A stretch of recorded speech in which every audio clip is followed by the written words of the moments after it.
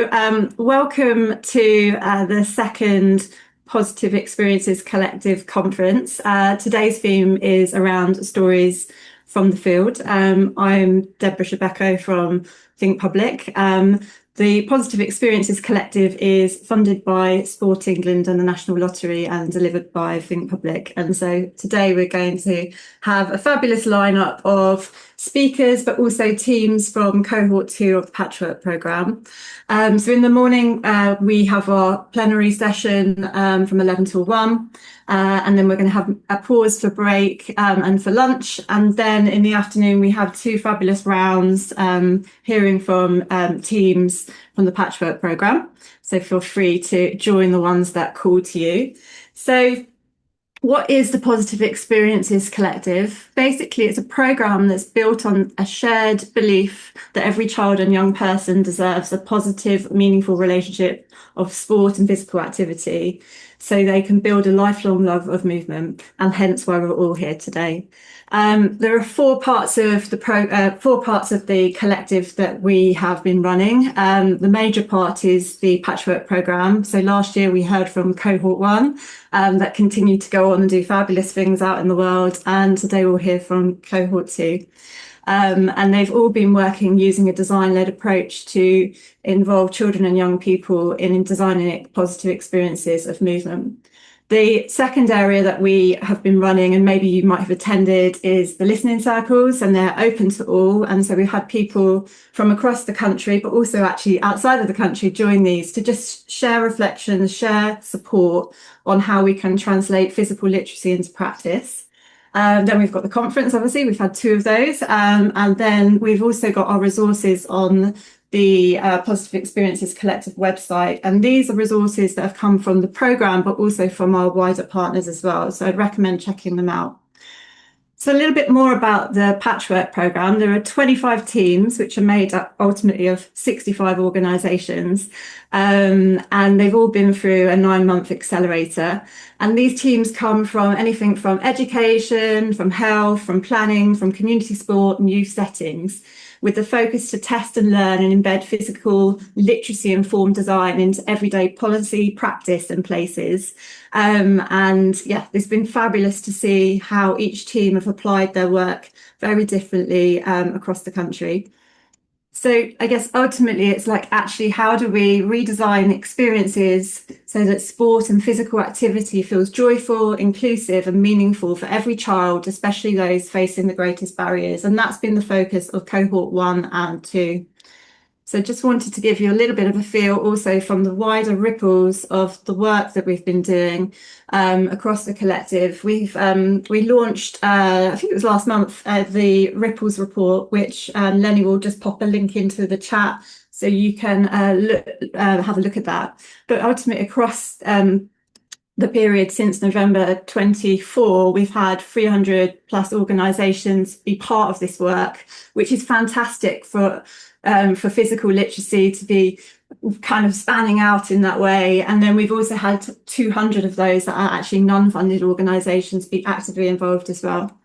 So what we're seeing through the work that's been emerging over the last 2-3 years is that this growing movement, a growing movement of individuals, people, organisations, communities building a shared language around physical literacy. And the importance of that language to help people explain and communicate why this is important. We've also seen that user-centred design has been actually the heartbeat of this work and helping people to look at and test ways and prototype ways of creating positive experiences of movement for children and young people. One of the things we've heard a lot from the teams across the cohort and in the listening circles is actually it's about those strong collaborations and those interconnections with maybe organisations which you wouldn't traditionally kind of collaborate with, and having that space and time to be able to do that. And then this allows us to look at it from a systemic perspective slightly differently and be able to put systems thinking at the centre of the policy and delivery. And then finally, it's around the power of advocacy. And it's amazing to see so many people signed up today. Also here, maybe people getting recordings to just actually really connect with what physical literacy is about, and actually how can we make positive experiences of movement collectively together. So I'm going to pass over now to Charlie. Oh, sorry, before I do that, if you are interested in potentially joining a future patchwork program cohort, we have a register your interest now. So Linnea will also pop that in the chat, and feel free to register your interest. So now I'm going to pass over to Charlie, who's head of children and young people's at Sport England, to continue.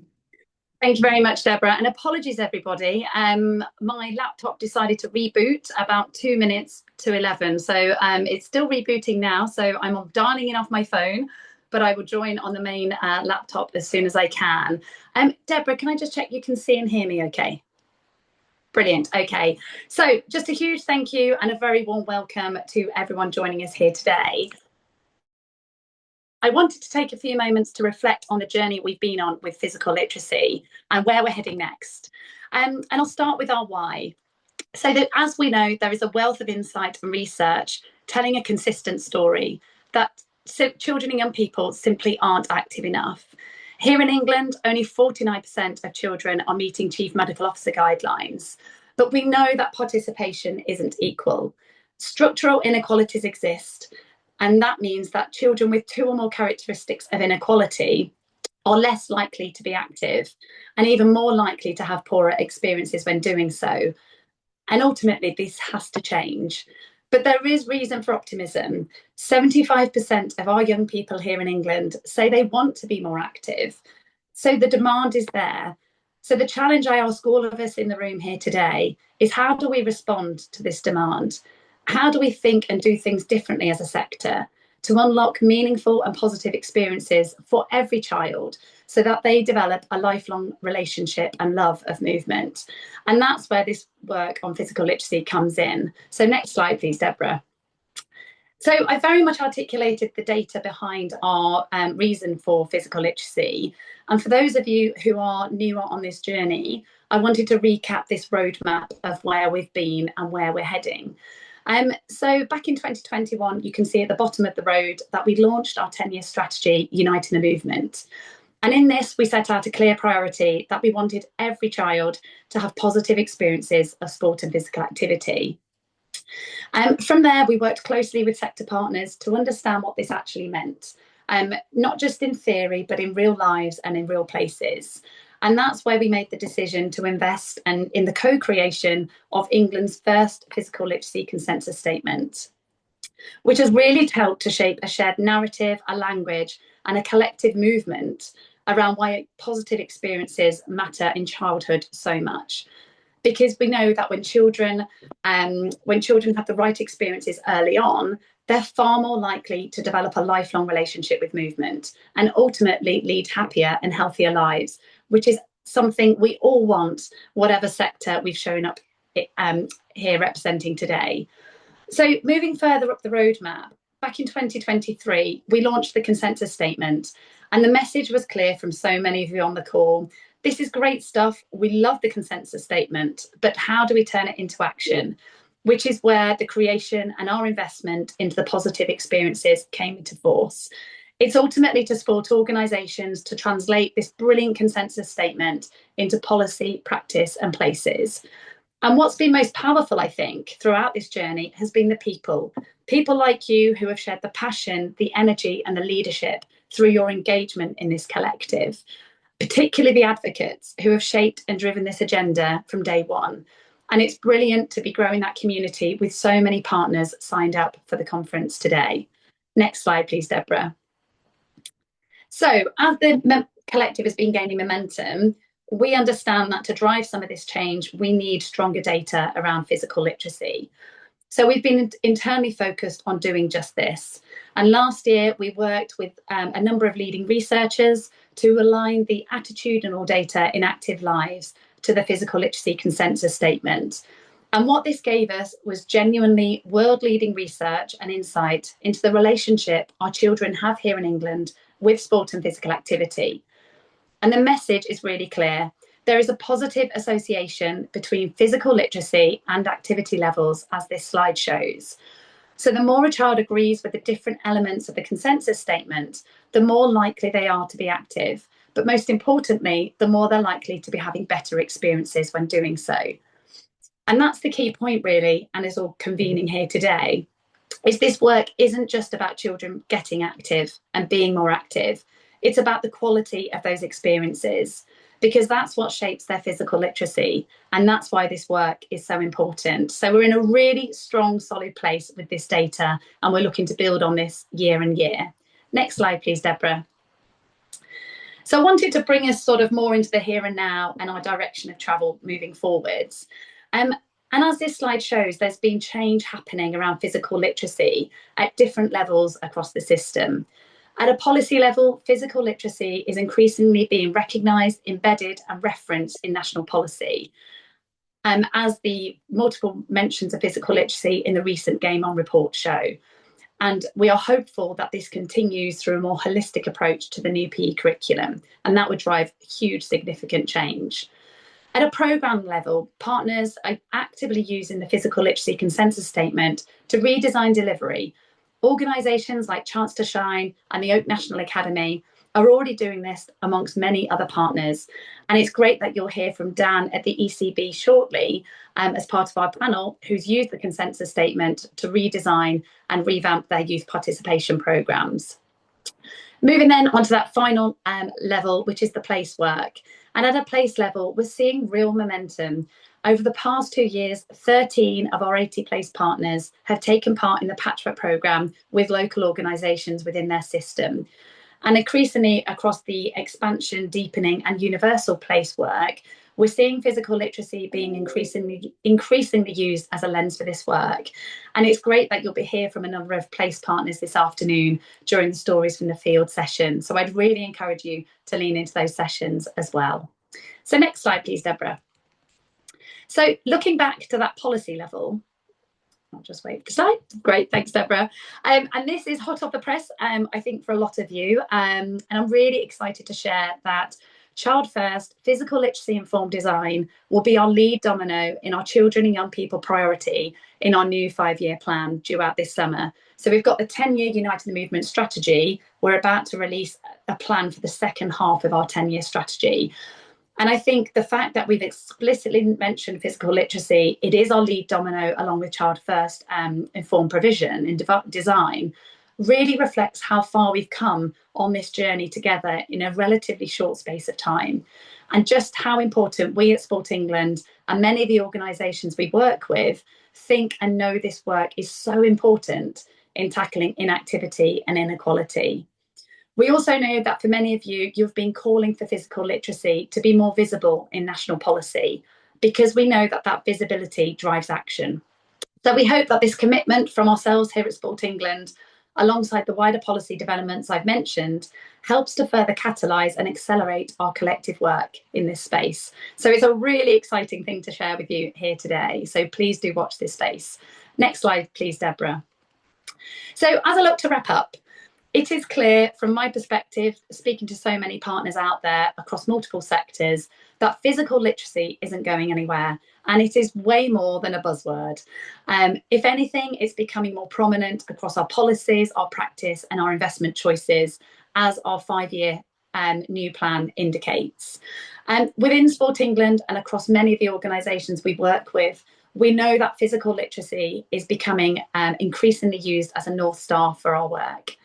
It's challenging, and this is the really important part of this work, it's challenging our long-standing belief that we just need to get children more active. Of course, that really matters. The CMO guidelines are there for a reason.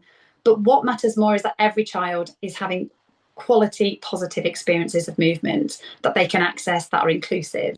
Because without that shift to the quality of experiences, progress in tackling inactivity and inequality will be slow, as it has been for quite a number of years now. And for me, a personal reflection, really, this isn't just professional, it's personal.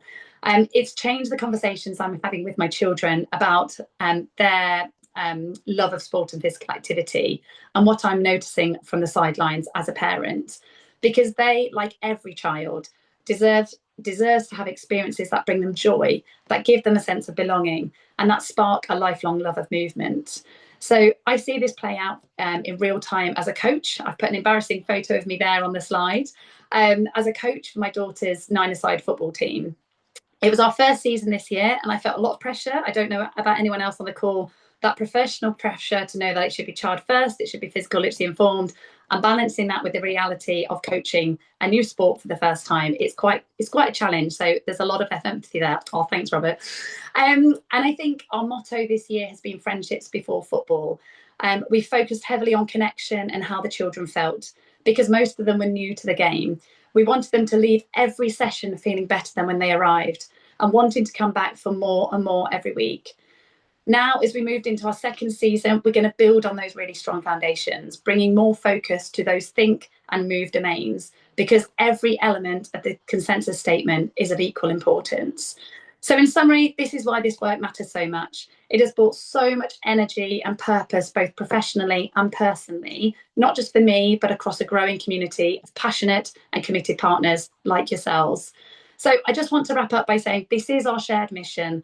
It isn't going anywhere. If anything, it's becoming more prominent in everything we're doing across our sector. And it's that unifying lens that our panel will pick upon in terms of working with other sectors around helping our children lead happy, healthier lives through building that great relationship with movement. So thank you for joining us here today. I know it's very hot and it's brilliant. So many of you dialed in. Some of you, I think, will be juggling childcare with school closures as well. So a huge thank you. I wish you an enjoyable, enriching and energising day.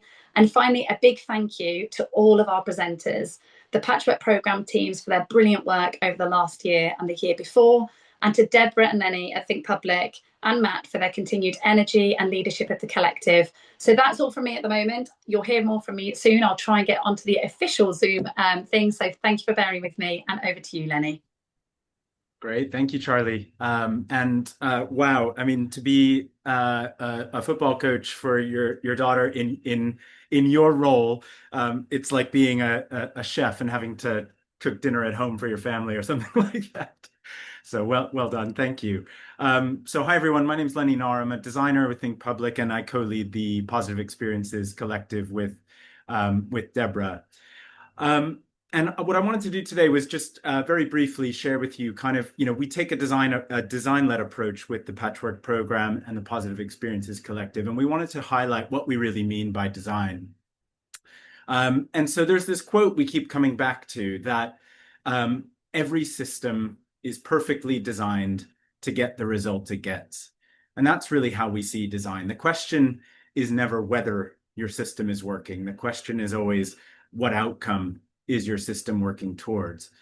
And so we have to sort of ask, what system have we built for children and young people in sport and physical activity? Systems are often designed around numbers, and we might measure participation, or we might measure fixtures or league tables or performance or minutes of movement. But systems are not often designed around what Charlie just talked about, the quality of experiences, the 9-year-old who was deeply impacted by being picked last. That was me, by the way. The 15-year-old who skipped school because it's PE day. Or the 12-year-old where active transport is less safe than sitting on the bus. So every system perfectly designed to get the results it gets. Every system is a series of choices, of micro choices. And these micro choices are what designers completely obsess about. We painstakingly align these design decisions to the bigger picture outcomes we're trying to achieve. And so no system produces bad outcomes by accident. It produces outcomes because something in the design makes that outcome inevitable. So when we think about outcomes, we tend to measure what's easy to measure. And this is where we can miss the insight, the quality of experiences, or what the experience feels like. And so if a child leaves PE, for example, feeling worse about their ability, the system was designed to get the result it gets. There was something in the design that led to that outcome, regardless of what the register or the clock says. And I swear this is not a pessimistic story. It's actually an optimistic story, because if bad outcomes can be designed in, they can most definitely be designed out. And so we see design, human-centered design, as giving us the tools and permission to look at things that we might have previously treated as maybe too small to worry about. And I'll give you a really quick example of that. Deborah and I were working recently with healthcare professionals in the community, and their roles are specifically there to support, in this case, underrepresented youth in particularly, again, in this case, challenging circumstances.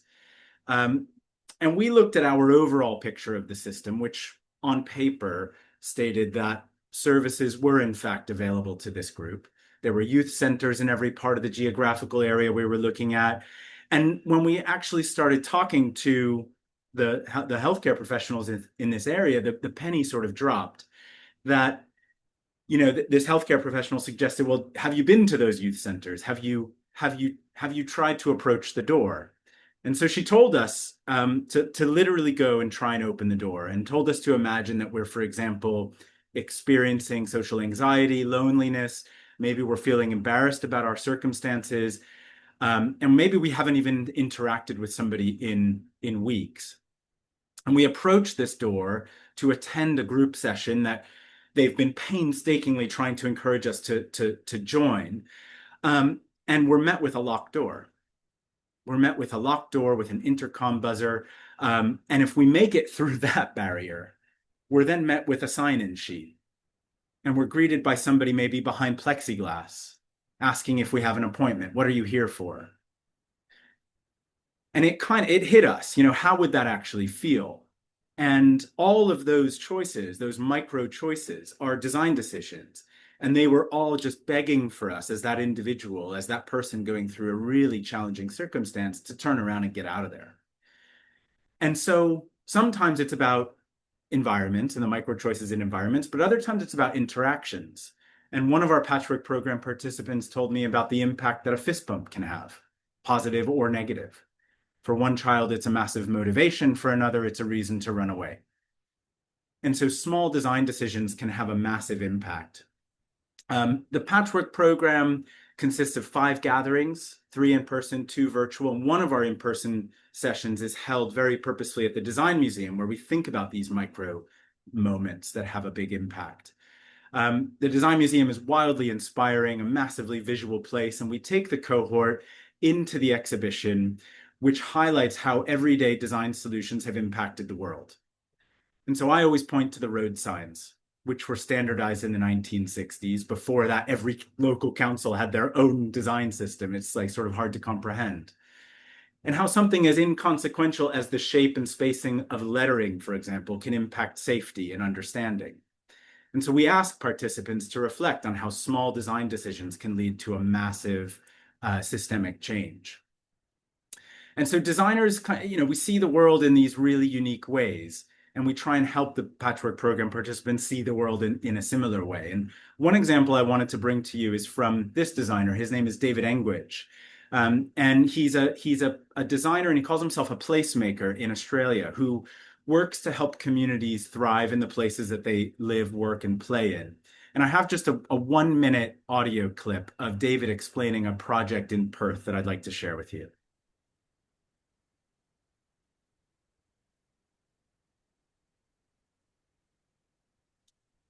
And it looks like our audio is not working. So,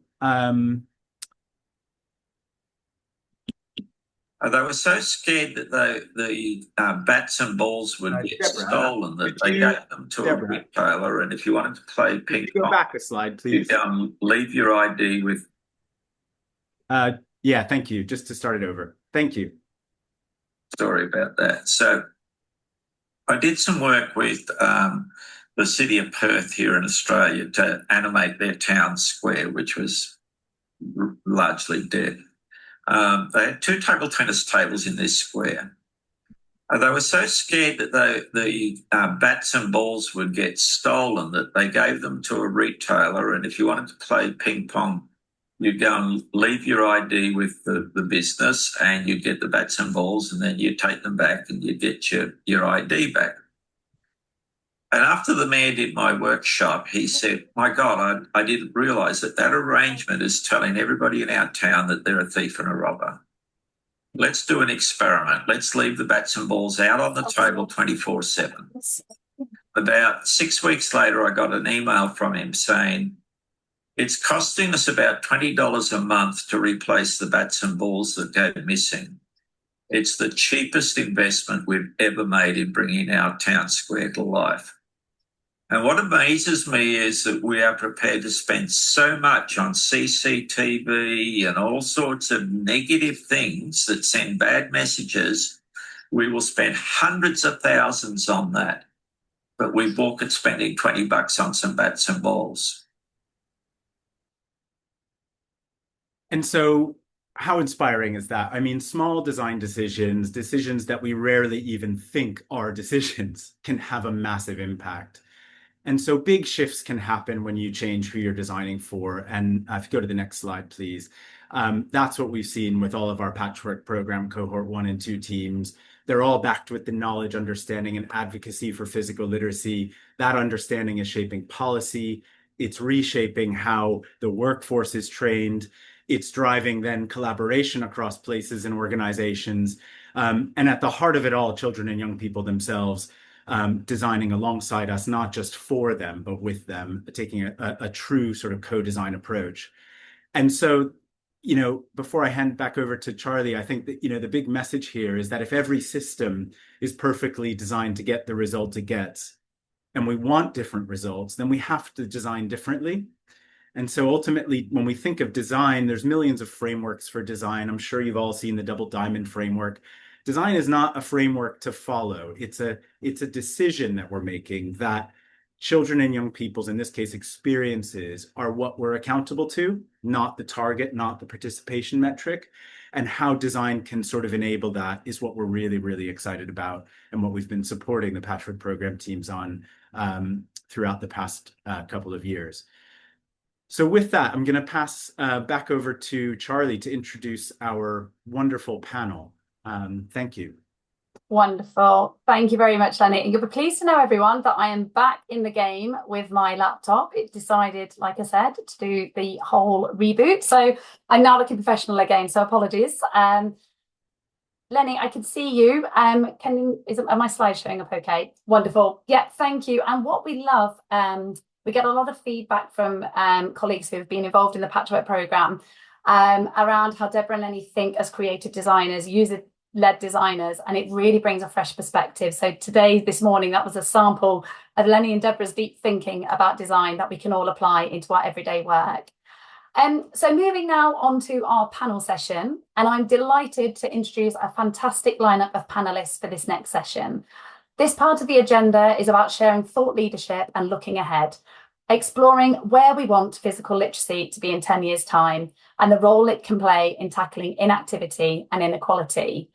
It's really a chance for you as individuals representing a whole range of different sectors here today to hear the different perspectives. We've tried to think of the different audiences who have dialed in today to line up the panel, to challenge our thinking collectively, and consider what it will take collectively to drive lasting change. As I said in my opening, physical literacy isn't going anywhere. It's only becoming more and more commonplace. So let's hear from some of the thought leaders in this space about how they envisage this happening. So time to introduce our lovely panellists. Our first panellist is Dr. Lawrence Foweather, Associate Professor of Physical Activity and Health at Liverpool John Moores University. Lawrence, as many of you know, led the Physical Literacy Consensus Statement Expert Panel, a bit of a mouthful, and he has remained a huge advocate for this work since day one. And I'd like to share my personal thanks to Lawrence. I've really enjoyed his counsel over the last few years, leading this work with Matt, our side at Sport England. Honestly, he's like a guru for physical literacy. So just a huge thank you publicly, Lawrence, for all of your continued support. Moving then on to Dan Garbutt. He is the National Programmes Delivery Manager for the England and Wales Cricket Board. So really, he's speaking to you here if you're an NGB on the call. Dan is doing some great work embedding the consensus statement into their youth participation programmes. So I'm excited to hear more about that today. Then we've got Beth Sutcliffe, Strategic Director at GM Moving. GM Moving have taken an organisational approach to embedding physical literacy across their system in Greater Manchester. And there's some great learning to be had, especially through that place lens. And if you recall last year, we had our colleague Jess Simons join us, and their Children and Young People lead, who's also doing some brilliant work. So it's a build on the conversation and great work that the Children and Young People team have been doing, but kind of that organisational wide perspective. And finally, last but not least, we've got Catherine Fitzpatrick, the Workforce and Quality Assurance Lead at AFPE, the Subject Association for Physical Education. AFPE are working proactively to embed physical literacy across schools here in England. And it's great she's able to join us on the back of a fantastic AFPE conference at Leeds Beckett University yesterday. So let's get started then on the panel itself. So to kickstart the panel, I'd like to come to each of you in turn to explore what embedding physical literacy looks like in your context and what you've learned along the way. Now, I'm conscious each panelist, we've got 3 rounds of spotlights, only have between 2 and 3 minutes. They've got 3 minutes, then 3 minutes again, then 2 minutes. So really, this is to give you a snapshot, a very headline perspective. We won't get to all the detail, but I'm sure, and I hope you don't mind me saying, if you are interested in finding out more, please do follow up with these brilliant colleagues after today's session. Just so the panel are aware, I joggled it around slightly for slides. So I'll come to Catherine, then Beth, then Dan, then Lawrence. So over to you then, Catherine, if you can start us off from an AFPE perspective. Yeah, no problem. Thanks, Charlie. Everyone can hear me okay? I'm actually still at Leeds Beckett University. So I'm on the guest Wi-Fi, hoping everything still works well here. So yeah, I think for us, first of all, as the Subject Association, it is our job to make sure that we can support everybody, teachers and any colleagues that are leading or contributing to the delivery of physical education, that they feel confident to deliver high quality practice. Because PE has a hugely important role in trying to ensure that all young people can develop a positive relationship with movement and physical activity. PE is the only time we have every single child once they start school. So it really is very important that we can capture and inspire children really, really quickly.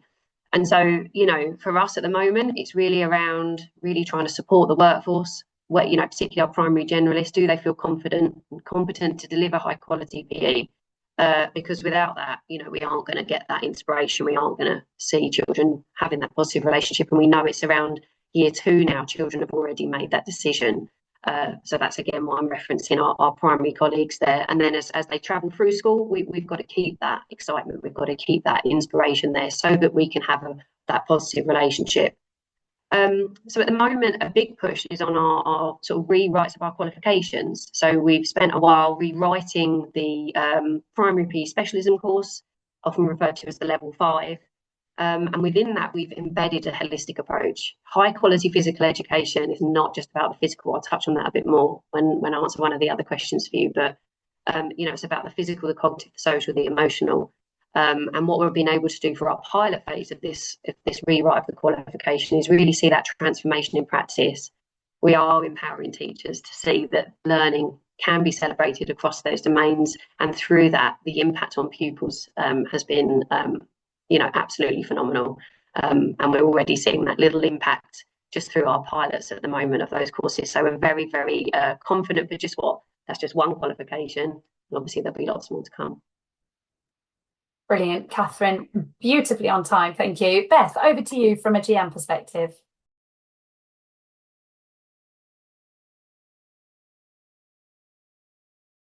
Sorry, I didn't know if I was being unmuted or unmuting myself then. Good start. Hi, everyone. So, I'm Beth from Greater Manchester Moving. For those who don't know, we're an active partnership, and very quickly, just to kind of give an overview of what we do. You don't know what an active partnership is all about. Our role is really to support and connect a wide range of partners within our region of Greater Manchester to support them to think about how they embed physical activity into their work. So it's a lot of relationship building and a lot of influencing.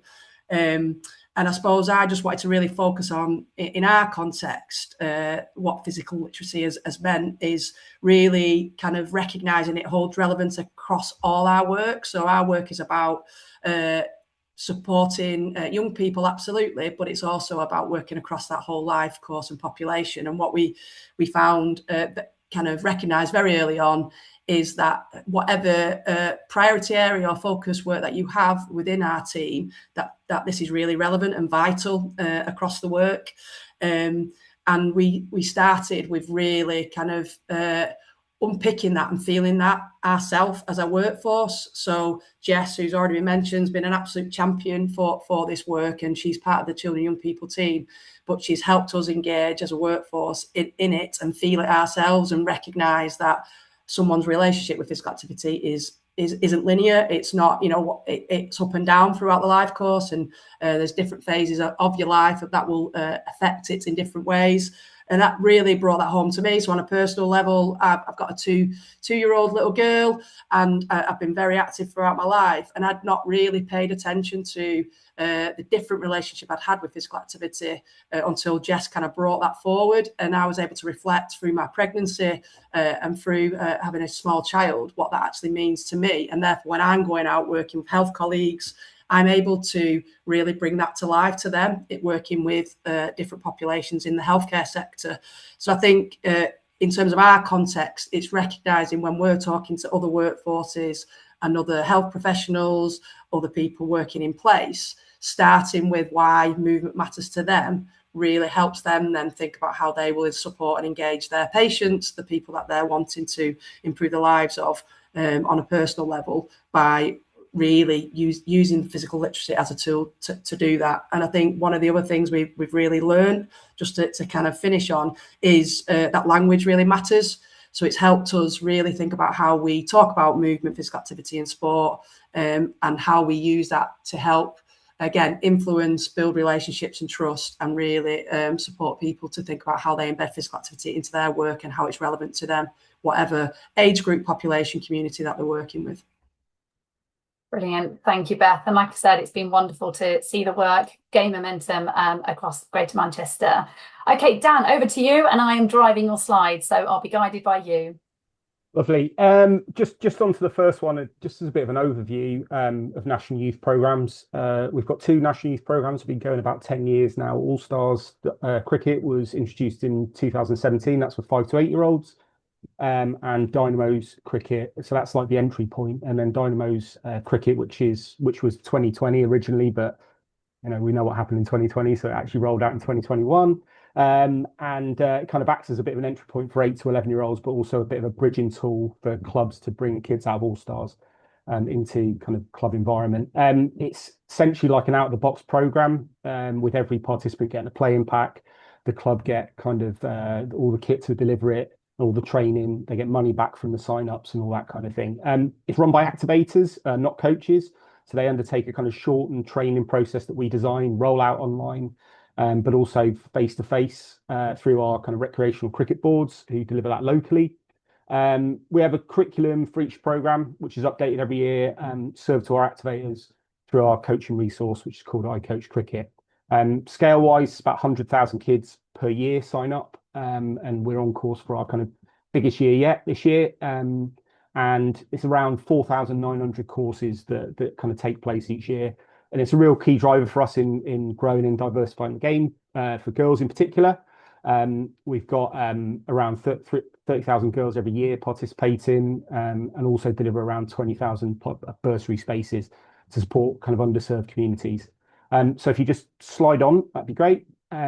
So the programme has always been kind of designed and built with physical literacy in mind. The curriculum's always had a focus on kind of fundamental movement skills, with the kind of wider programme elements always helping people to experience the game in whatever way is right for them. After talking to a couple of colleagues about the consensus statement, it became really clear that we already did a lot of this stuff, and we just needed to articulate it a bit better. So if we click on one more, please, we kind of came up with this statement about it being the best possible first experience of cricket with appropriate activities delivered by amazing volunteers in vibrant and welcoming environments. So it sort of wraps up that experience bit, the kind of on-field move, think, feel, connect, and then the kind of environment stuff that we kind of already do as part of the programme anyway. So clicking on, in practice, we've adapted our resources to embed this message throughout. So if you look on these cards, these are two of our activity cards. If you look in the top right-hand corner, we've got some kind of statements there around move, think, feel, and connect, about how how activators can use those to kind of holistically develop the program. We've got around 60 live activities across the two programs, but we've also updated all the archived ones that activators can still use if they don't like our games and they want to kind of use one they've used previously. The next slide is part of our digital handbook, so that goes out to all the activators. We embedded some more messaging there, and also using it as a bit of a way to adapt and enhance delivery. So we call it our change it tools, and kind of that move, think, feel, connect again is embedded as a kind of concept to our activators. On the next one, we've got a couple of slides that our tutors use in delivering the kind of face-to-face elements, but ultimately most of them kind of tend to do a more practical kind of delivery piece and actually embed these when they're working with our activators. So it's within the face-to-face training. There's kind of a section in there around adapting activity and around physical literacy in general. And the next one, our kind of main way of delivering it is through our e-learning. So redesigned e-learning last year with all of this in mind, and it kind of goes throughout the whole of the e-learning. It's 3 modules, our e-learning. One bit's about the on-field elements, and that's obviously pretty key, but also talking about the experience and the environment you create and the experience you kind of create for families and for that lifelong love of the game and lifelong love of physical literacy and movement. Going forward, we're producing a video, and we also kind of, our comms are kind of consistently talking about this. So kind of a practical sense of how we deliver it. Thanks very much, Dan. That's great. A lot of content to cover there, so really appreciate that. And I think you're right, the visuals help to bring it to life in terms of the different domains and drawing out that relationship with movement piece. So thank you very much. Hopefully that's been helpful to others on the call. Coming over to you then, Lawrence. Thanks, Charlie, and good morning, everyone. So yeah, I'm Lawrence Foweather. I'm a researcher lecturer at John Moores University. I guess in terms of my work, really, since the consensus statement has been around trying to support the sector in embedding physical literacy, and how do we kind of move forward with that positive relationship piece, really. So the consensus statement kind of goes the what and the why. It defined physical literacy. It highlighted the importance of developing that positive, meaningful relationship with movement. But once people kind of understood that and the sector kind of has got an understanding around what physical literacy is, the question then becomes, how do we actually support it in policy, practice, and at place, really? And on this slide, really, you can see the whole range of different opportunities that really matter for children and young people, and where positive experiences will be really important. So, you know, not just PE and sport, but think about community, think about different environments, think about health contexts, and so on, really. And each part of the system here can either strengthen or weaken that child or young person's relationship with movement. So importantly, physical literacy is not owned by any one sector. It's definitely multi-sectoral. And what we need to try and think about was, how can we develop some principles maybe that will work across different sectors and allow each sector to apply it in ways that make sense for their audiences or their settings and their purposes.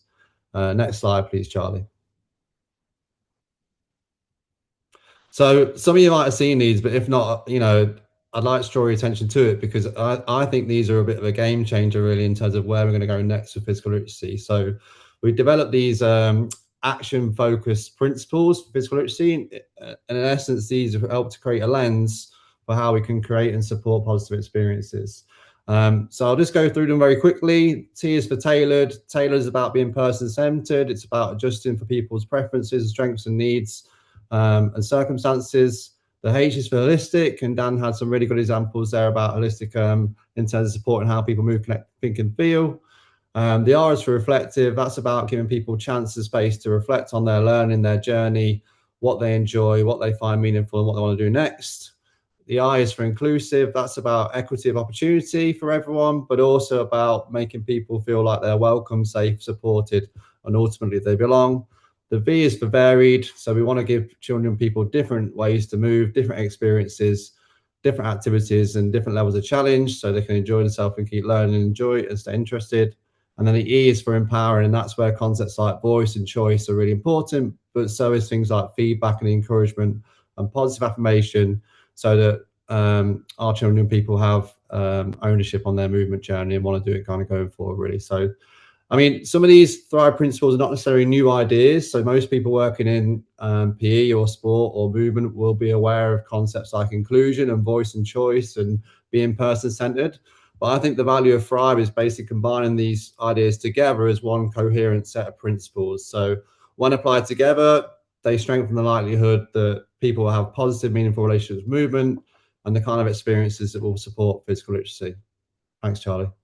Thanks, Lawrence. And I think these principles are going to be absolutely critical, like you say, Lawrence, in our new 5-year plan.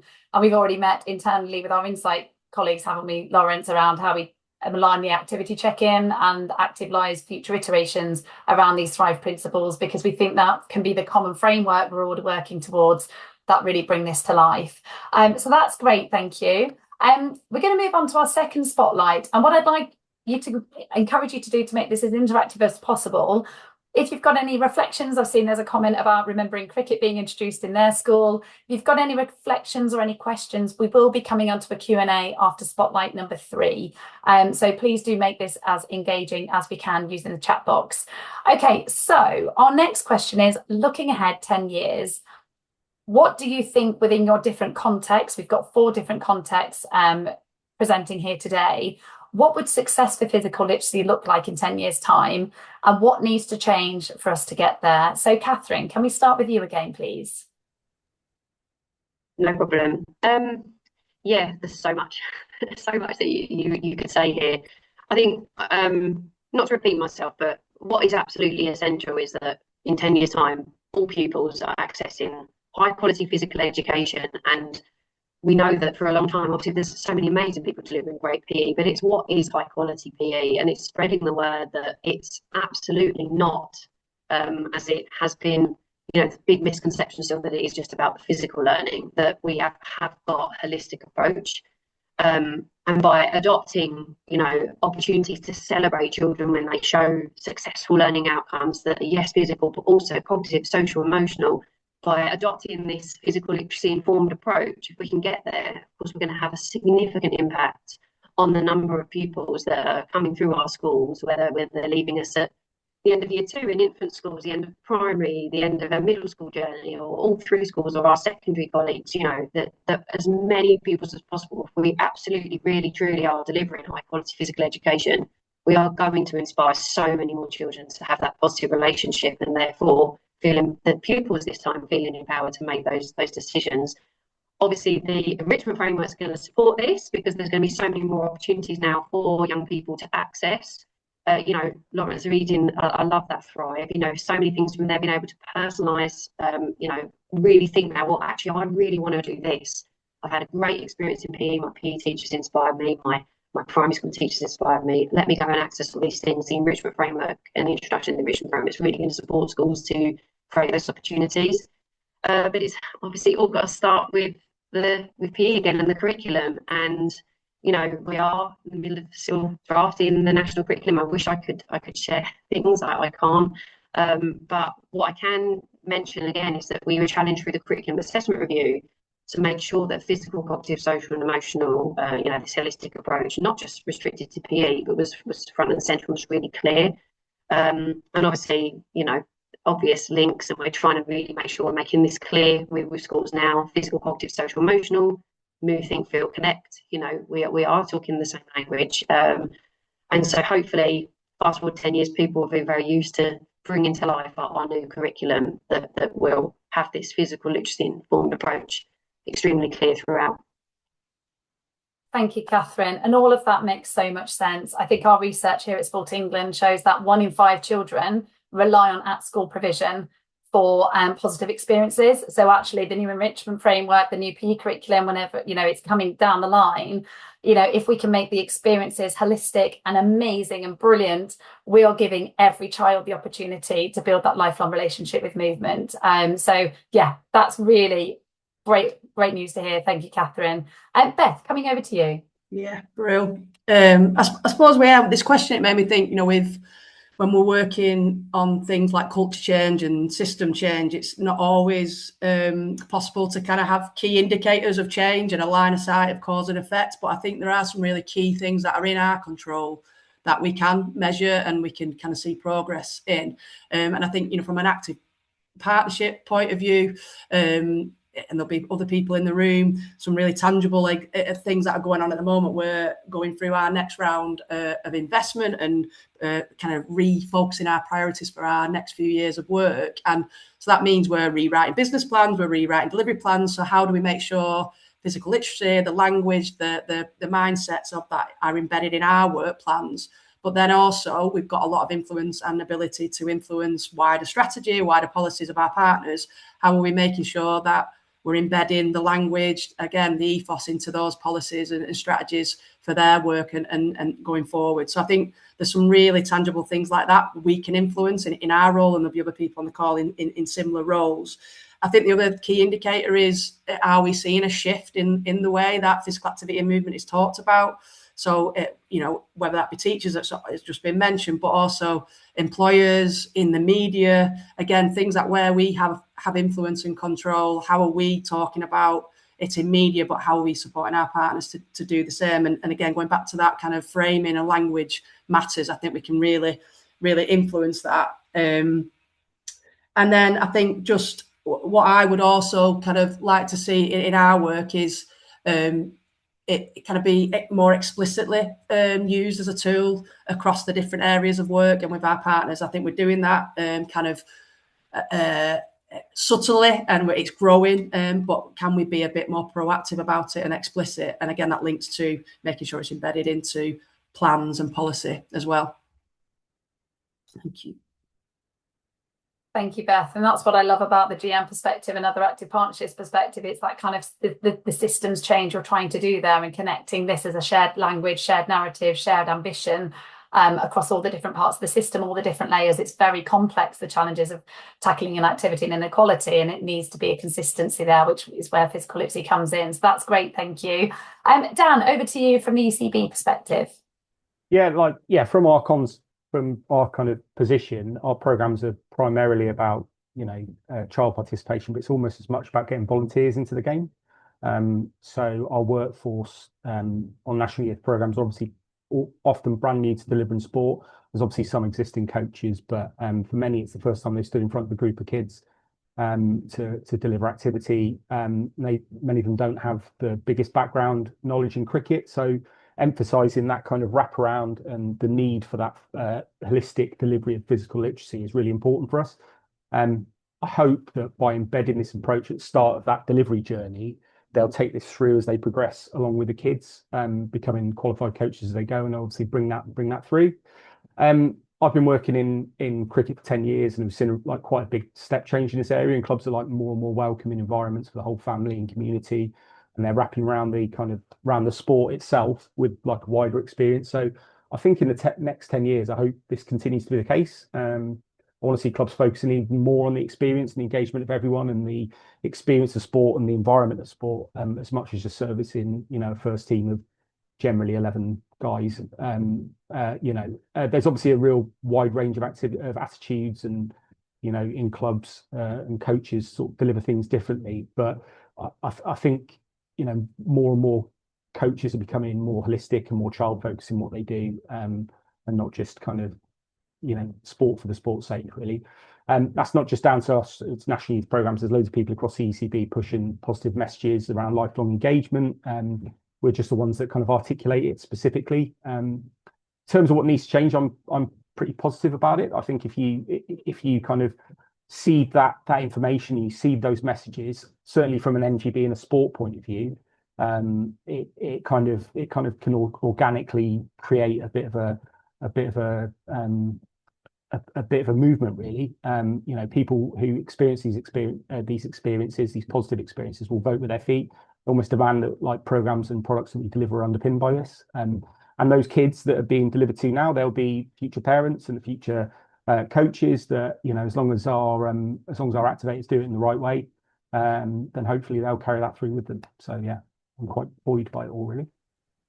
Thanks, Dan. And I really like your reflections there on the workforce perspective, because I think for me, workforce is another priority in our 5-year plan. Actually, we will diversify a workforce if we're not just focused on the move domain. You don't have to be amazing at sport to be a children's coach within any particular sport. I think if we're drilling in, and that's going to make them feel that they've got more to offer if we're looking at that more holistic approach. So I think that's a really good example. Thanks, Dan. Lawrence, over to you. Thanks, Charlie. I think 3 things for me. First one is, and I'm going to echo some of the comments from Dan, Catherine, and Beth, really. The first one is about physical literacy being a common goal. So actually we'll see, you know, every system, policy or program that aims to support their target audiences to develop a positive and meaningful relationship with movement. So that outcome, really developing that lifelong movement, should be a shared direction for all sectors. So that's the vision going forward. We'll see more organisations kind of coming on board with that as a goal. The second one has probably not been spoken about so far, and it's just a reminder really that physical literacy is a life course concept. So obviously, because of the amazing energy that's in the CYP sector, we're here today and sharing all this brilliant work today. But there's nothing about move, connect, think and feel or enjoyment, meaning and value that doesn't relate to an adult population or in later life too, really. So it'd be great to see physical literacy being embedded into our working adults and older adults going forward as well in the next 10 years. And then the third point is around the shared language we've talked about and how important that is. And I think that it'd be great to see move, connect, think and feel being adopted by more individuals and more organisations, making it easier to connect our work across sectors and collaborate, but also making it easier for our participants and that we're talking to, that everyone is talking about this in the same way as well at the same time. So yeah, they're my three things hopefully for the next 10 years. Thanks for big ambitions there, Lawrence. If anyone's could spearhead that, it will be people like yourselves. Great. Okay, thank you. So hopefully that's kind of the blue kind of sky thinking. Moving then into the last section, really. Actually, I'm not going to share my screen for this one. Sorry, 1 second. What I'd love to do is drill a bit deeper into the different contexts we've got here today. So I'm going to be asking them a personalised question each in regards to their sector.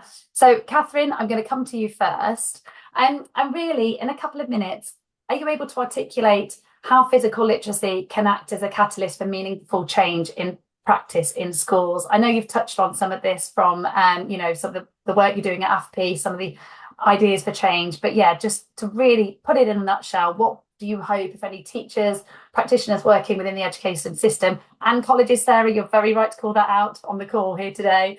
Yeah, what would the meaningful change be?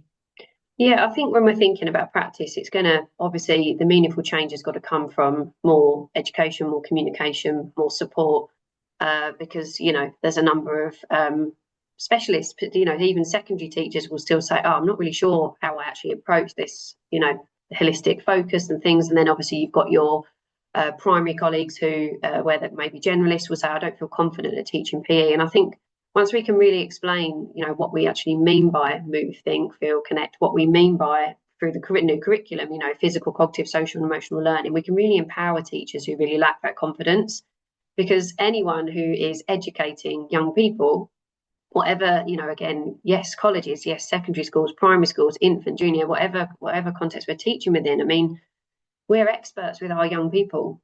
You know, we know what successful learning looks like for children. If we just forget that physical part for a moment, we know those children so well in terms of what cognitive success might look like, what social success might look like, what emotional success might look like, and also where those children are struggling and how to support them, because we know our children. So we can really tailor that focus to make sure that all young people can succeed. And again, therefore, that outcome goes towards supporting that positive relationship with movement and physical activity.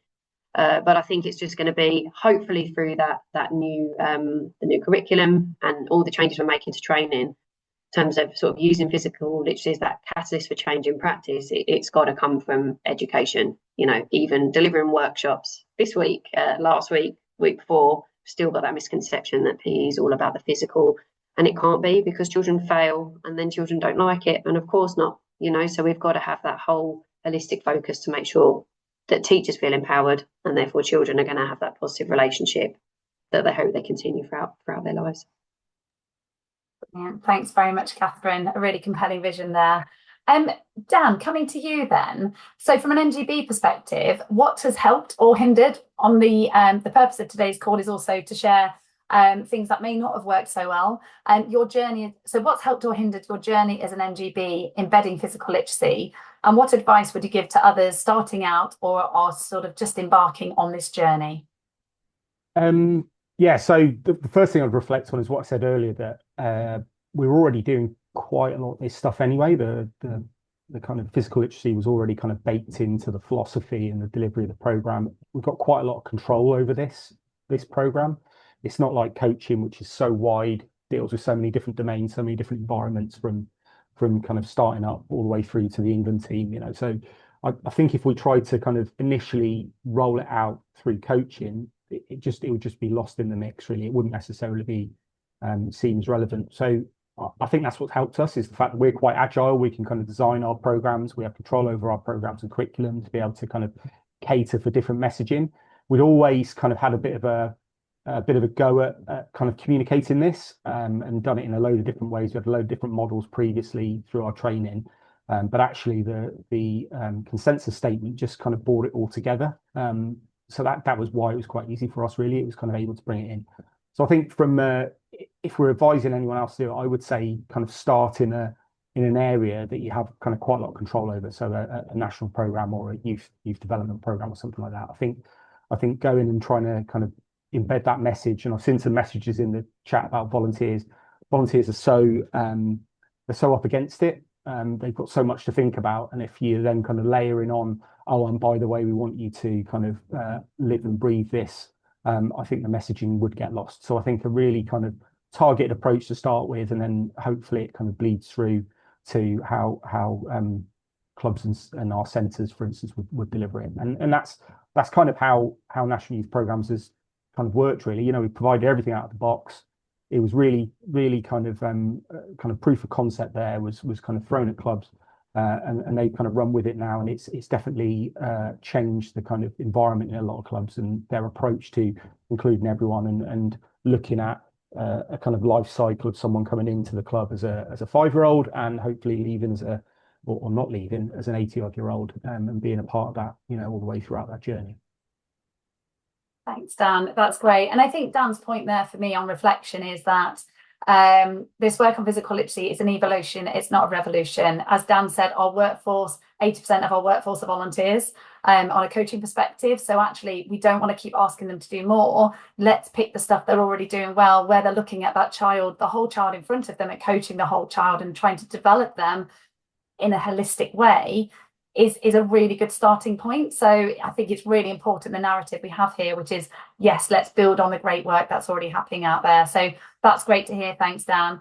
Beth, over to you from a place-based working perspective. How can physical literacy become more than a concept and instead a lens for decision-making, collaboration and action? Yeah, so when I thought about this question, I thought, you know, if you go back to the kind of crux of what place-based working is all about, which is about starting with lived experiences, you know, making sure communities, individuals shape the decision-making, what's happening in their place, and it also builds on the local strengths of that community. So whether that be individuals or assets and the built environment. So it really aligns, doesn't it? And it kind of really kind of enhances and builds on those principles, I suppose. And I think it can be really used as a tool to engage with people in a place, to help capture their experiences, and bring, you know, and think about what needs to change in a place to improve a person's ability to be more physically active and their experience and positive experience of what that looks like. So I think that's where I see it having a real kind of positive impact in terms of building on the ethos of place-based working. We know where we're seeing success in Greater Manchester in terms of where decisions have been made at that local level by the communities. We're seeing now the fruits of that kind of work coming out, and I think it can just add an extra layer to that and make sure children and young people their voices are heard, their experiences are understood, and really strengthen the work that is going on at a place, and make sure we use it as a tool to do that. Thanks, Beth. Really insightful. Thank you. And last but not least, Lawrence, I'm just going to get your slides up for you so you can talk to. And really, this question for you was around how can we use the Thrive principles to embed physical literacy into our everyday practice? And I think just touching on James's point in the chat, yes, this is a lens, it's a philosophy to bring to our work, and things like the Thrive. We talk about physical literacy consensus statement being a framework and an outcome and a philosophy, and it's going to be different things to different people. Ultimately, it's shifting hearts and minds around how we create great experiences and help every child build that lifelong relationship with movement. So really good point. Thanks, James. Sorry, Lawrence, I gate crashed your session. Over to you. No, that's fine. Thanks, Charlie. Just before I do this, just to acknowledge Dr. Alex Beckley, who kind of came up with this kind of mixer analogy for meaningful experience in PE. So I borrowed it for this purpose, really. It's helpful to think about Thrive as a sound mixer, but I guess probably the way to think about it is not that these are separate boxes to tick, you know, and they're not optional. It shouldn't that we're just doing one of these things. What we're trying to say here is that we need to try and support these 6 principles as strongly as possible. But we also know that these are actually very difficult to do well in practice, right? So it's one thing about us theoretically saying these are all good things to do, and actually we know we should do them, but the actual challenge of delivering this in practice is not necessarily easy. So if you think about something around being person-centered, you know, if you've got a group of 30 participants, that's really difficult to do. So we'll all be at different stages in our practice and different starting points. You know, you might have one program where they're doing kind of offering lots of variety, but there's not much kind of ownership or voice or choice for our children and young people. There might be another setting that's really inclusive and welcoming, but not necessarily giving people enough time to reflect on what movement means to them. And so on, really. So what the mixed analogy does, it kind of helps us to ask, you know, what the current balance looks like in our principles, which principles are strong, and maybe which ones might need turning up. So the aim is not necessarily to create a different mix of principles for each context, but just to try and raise the quality of those positive experiences going forward. So it's quite useful to have a gap between, you know, what we know we should do and then what children and people experience in practice. Next slide, please, Charlie. Yeah, this one.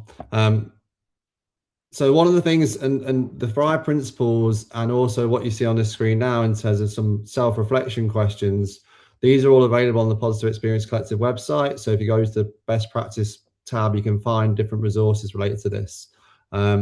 So what you can do is use these questions to reflect on your own practice. So you might do this on an individual level, reflecting on maybe something you've got responsibility over. You could do it as a team. You could do it as a whole organization and review your policies and programs and consider, you know, how they are tailored, holistic, reflective, inclusive, fair, and empowering. And the enactment guides basically provide a series of self-reflection questions that you can work through that help you to gauge kind of where you're at and where you might want to go from going forward, really. And it might be challenging to kind of work across all these principles at once. So you might kind of work out, well, what's the thing that maybe we really need to work on, and that might be the focus for the next 6 or 12 months, and you can kind of build out from there. But the reflection questions are a really useful, powerful tool, so I do encourage you to have a look at these if you haven't done already. Thanks, Charlie. I'll leave that one. Okay. Okay, thanks, Lawrence. That's brilliant. To be fair, Lawrence, we've got a little bit of time. Would you like to talk? Oh yeah, I can do. So I mean, this is not on the Positive Experience Collective website, but a bit of a plug really for the Barnet team who are going to be in the systems story session from the field later on, really. But they basically use Thrive to create a RAG self-assessment tool. So again, this is something you could do in your context. Ask people to self-assess kind of where you're at. So this is my version. They kind of looked at it differently in terms of policy and practice and environment support as well. But again, you can look at this at different levels. You can look at Thrive from a practice level, but you can also look at Thrive from a system level in terms of maybe broader things around curriculum and kind of training and workforce development as well at the same time, really. So Thrive is there to be used, adapted to your context, but it definitely would be helpful in terms of trying to do some work around looking at where your current offer is at and where you could improve. Thanks, Lawrence. And I think you're right. We definitely need to do more of that in the next 6 to 12 months collectively through the collective, which is great. So thank you. Brilliant. Thank you to our 4 panelists. Really great contrasting views on their vision for physical literacy. There's been a couple of questions in the chat, which I'll go and field through. And thanks for everyone for contributing. A question to you first, if that's okay, Beth. Given your sort of systemic approach and in using physical literacy as a language, a philosophy across different sectors, where's it gone? How does this message around physical literacy and the approach get out to wider audiences and services that won't ordinarily deliver sports coaching, but support children and young people to move and generally be healthier and happier? And I know you do a lot with the health system in Manchester. So if you're able to dive into that one for me, that would be great. Yeah, really good question. I think what we are doing and what we're going to do more of is embed it into all the opportunities we have when we engage with, for example, the health system. So on a really practical level, you know, on a regular basis, we might be talking to chief nurses or medical directors or practices, GP practices, about physical activity, about some of the tools that they might want to use to embed it into their work. So I think what physical literacy does, gives us a tool to understand actually where we need to start is why movement matters to them on a personal human level before we dive into their policies, their workforce, or the training that they might want to work with us on to deliver to their workforce, for example. So I think that has really helped shift our approach to how we engage with the healthcare sector, but other organisations as well. So yeah, starting at that real human level and building it into those practical everyday conversations we have with new relationships, with existing relationships. And then the other bit, I suppose, which is really practical and an example is we do deliver training, or we do support partners to deliver training to health professionals, for example. So it won't be physical literacy training. It might be physical activity clinical champions training. We've got a more informal version of that as well, which we are regularly delivering across Greater Manchester or supporting partners to deliver. So how do we embed, again, that physical literacy message into those existing training programs that we have got that ability to influence and I suppose, yes, scale across Greater Manchester. So I think that's the real opportunity where we're starting to do that and can be more, like I said before, explicit about embedding it into those key opportunities to influence. Yeah. Brilliant. Thanks, Beth. Answered it beautifully. It was a big question, so thank you. Thank you to whoever raised it. There's another question raised by our lovely Deborah, which is how can we shift culture to give children and young people agency and confidence to feel they can ask for positive experiences of movement across different settings? And I think this is why in our 5-year plan, we're talking about child first physical literacy informed design, because that blue triangle has to be about putting that young person's voice and choice at the heart of that. So I'm going to come to you, Catherine, from an education perspective, again, thinking about the fifth of children who are reliant on at-school provision. How do we shift a culture in schools, or how much work do you think we've got to do with schools around this culture piece to give those young people the agency to help shape the experiences they're having within those school settings?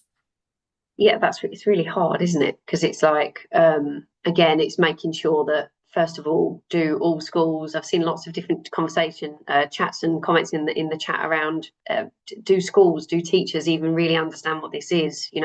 Still hearing of people who are delivering, we're going to do physical literacy, and just the incorrect way that things are being mentioned. So, but I think it's making sure that, obviously there's always been things like pupil voice and things, but I think it's really, how can we actually really use that? And obviously, making sure that young people are always aware of, and again, it's so annoying because there's so many other things I could say if I could talk to you a bit more about the curriculum, but I think that, we've got to just make sure there's multiple opportunities for young people to be educated on what the opportunities actually are for them. I think that the more we can transform practice, an example I can think of in a school I was in recently is where you've got several teachers in the school that really, truly, this is a primary school, believe in physical education, the power of physical education, deliver high quality physical education.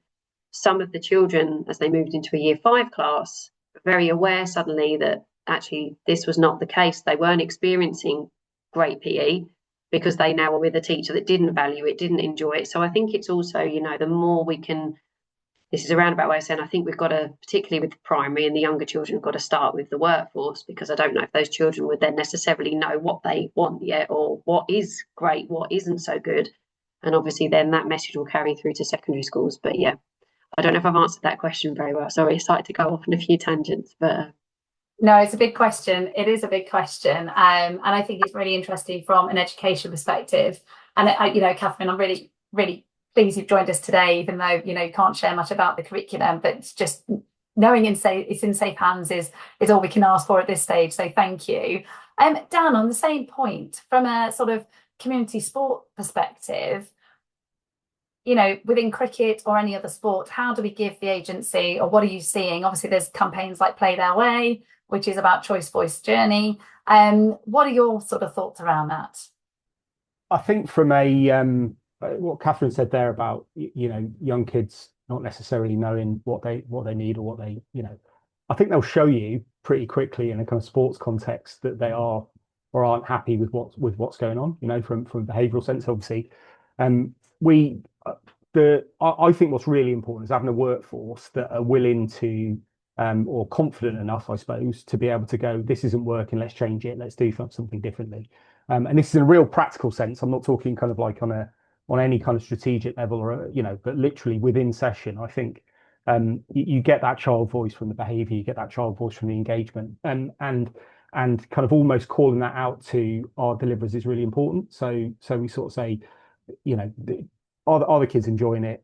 Yes, no, either keep it going, change it, ask them what they want to do from a changing point of view. And they always come up with the best ideas. We found within our kind of context within the 5, 6, 7-year-olds, they always come up with the best ideas for how to, do something in a fun, engaging way. So I think that's the message. I think it's about us working with our workforce to go that none of what we deliver is exact. None of what we deliver is going to work with every single group.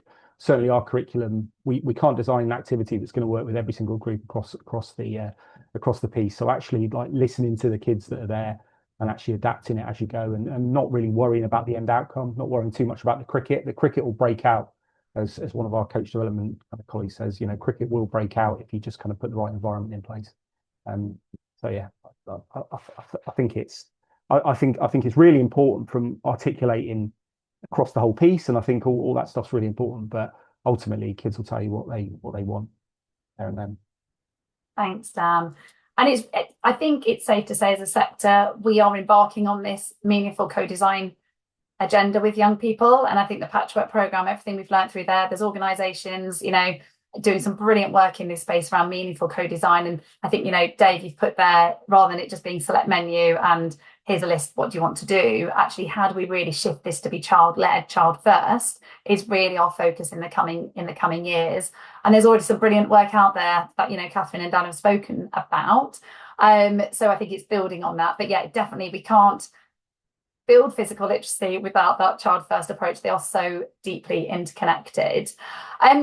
We've got a couple of minutes left, so I just wanted to draw on one question. And Lawrence, I haven't asked you another question yet, and there's one in there that, as a researcher, it'll be interesting to get your response to from Daryl from Stormbreak. Asked, with the upcoming potential under 16 social media ban, what can be the narrative, or where do you think we can build an evidence base around sport and physical activity becoming more prominent in children's life? As I said earlier, 75% of children want to be more active. They're locked behind their screens. How do we unlock the two, and where can research play a role in that? Big question, sorry. Yeah, thank you for that. I think that really with the social media ban, then, the importance of alternative opportunities for what children and young people are going to be doing rather than being on their phones and looking at their screens is going to be important. So, whether that's through enrichment or the youth strategy or those kind of like important policies and strategies in place, I think the importance of having an alternative movement experience and those opportunities, there could be an opportunity there for us as a sector to fill that space. And I guess really from a research perspective, we can try and evidence that. So maybe, it would be great if we could measure and determine whether actually the social media ban has been positive for movement and activity, and that'd be really a powerful driver for us, wouldn't it, really, in terms of showing change. And equally, maybe there might be what we might call mediation in that too, right? So actually, we might see that the social media ban leads to children and young people having better mental health and well-being as a result of that ban, but maybe that's because of movement. Maybe it's because of the alternative activities and choice they're doing instead of using screens. So I think actually trying to capture that as a sector and trying to evidence that journey, because it might be an opportunity really for us to kind of capture some impact that we as a sector can have when children and young people shift away from kind of screen-based behaviours to more positive movement behaviours. Yeah. Thanks, Daryl. Hopefully that's helped you respond to that question. It was a big question, but I think it just shows where we're at, really. And I personally feel really excited about the agenda of children and young people in today's context. There's lots of policy change coming down that we can really shine a spotlight on the role that sport and physical activity can play in helping children to flourish in all aspects of their lives, not just on the sports pitch. And that's that holistic development piece. So Daryl's given us, I think it's a smiley face. I'm hoping it's a smiley face, Daryl. Otherwise, that's a bit awkward. Okay, so that is our panel today. Can I just give a huge thank you? I would love to see how you found the panel this morning. In the chat box, there's a little smiley face. If you can just share an emoji or whatever it may be to give your thanks to our brilliant panel. Honestly, each and every one of you are doing some brilliant work in this space, and we just really appreciate your time coming here today. So I'm waiting for the emojis, or I don't know how they did it before. Thank you. Okay. Yeah, emojis or just reactions. Deborah's done a heart. I'm going to do one as well. So thank you, everybody. You'll be there. They're coming in now. I think people are so used to doing Teams that it's quite hard on Zoom. So thanks for bearing with us. Now is time. We are very conscious. It's very hot. We are keen to make sure that you have lots of drink and refreshment breaks throughout the day. So we will have a 10-minute break now, reconvening. If you could come back just before 25 to 1, that would be fantastic. Lil has just joined us. She's the CEO of Park Run, and she's doing a brilliant keynote after our 10-minute movement break. So please do keep yourselves logged in to save any complications with IT when you come back in. Deborah, Lenny, anything else to share? No, I just want to say a big thank you to the panel. It was really, really interesting. And yeah, we'll see you in 10 minutes. Brilliant. Thank you, everyone. See you shortly. Thanks again, panel.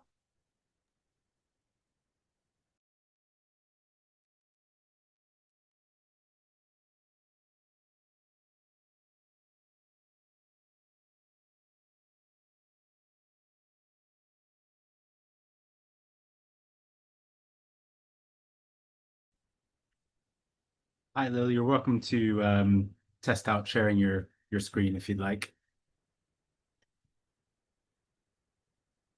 Oh, you're just on mute.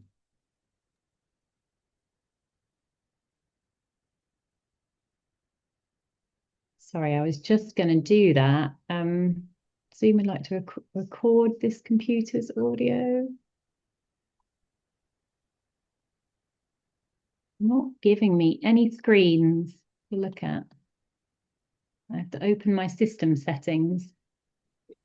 Can you share, because Charlie's still sharing?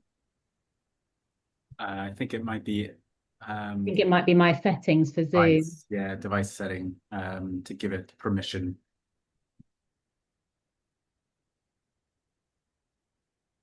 Alternatively, you're welcome to email it to us and we can share on our side. Okay.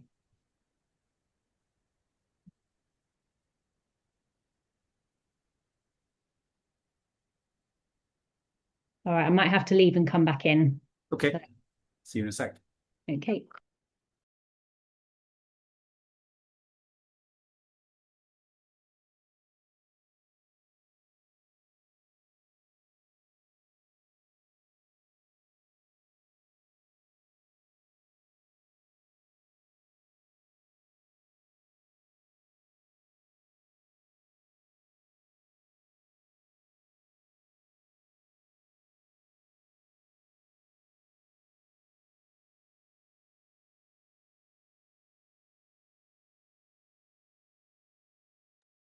Any luck? You are still on mute, just to let you know.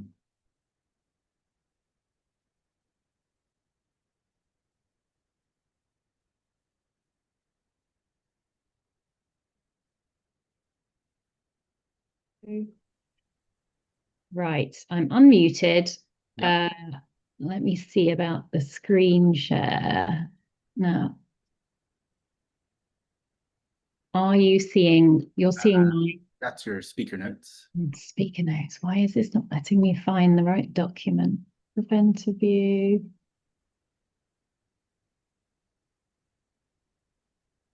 Documents. Well, if I have to do it without speaker notes, that's fine. It seems to not be giving me the option to actually share the presentation. Try one more time. Okay, perfect. Got it. There we go.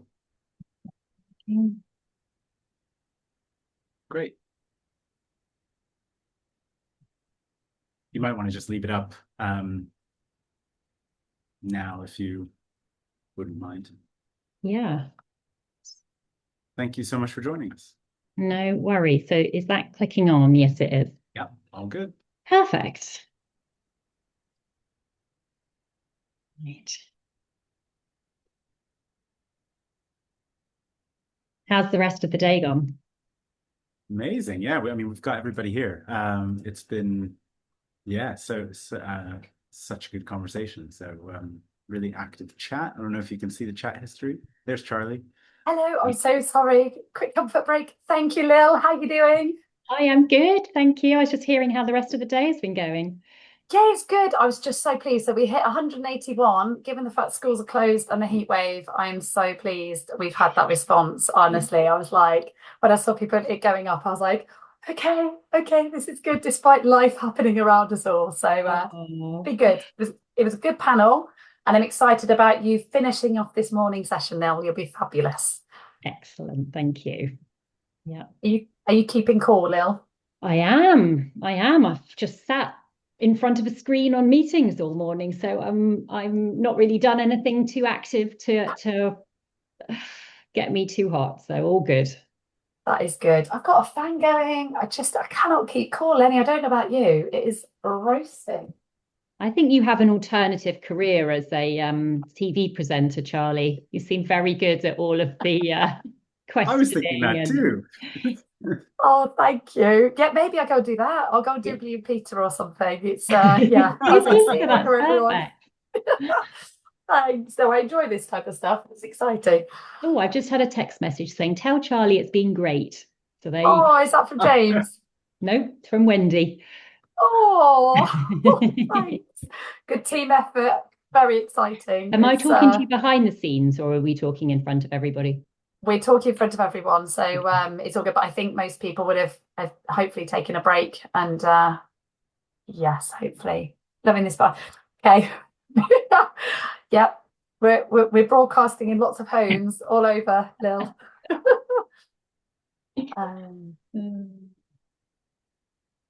It's interesting. It's really interesting. I'm taking my phone to get the diet cake.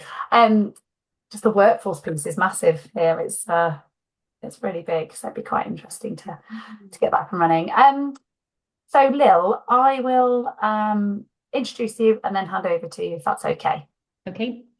Yeah, we'll stick to 10 minutes with 5 minutes or so for questions. Yeah, well, we've got 25 minutes in total. Oh, 25, so, okay. Yeah, so if we can have 5-10 minutes of questions, just go with the flow. You'll do it brilliantly. It's all good. Okay. Yeah, Matt, behind the magician's curtain. Yeah, definitely that. Wonderful. Right, we'll have a couple of minutes then. I'll put myself on mute and then we'll all be ready to go in a couple of minutes' time. Okay. Thanks.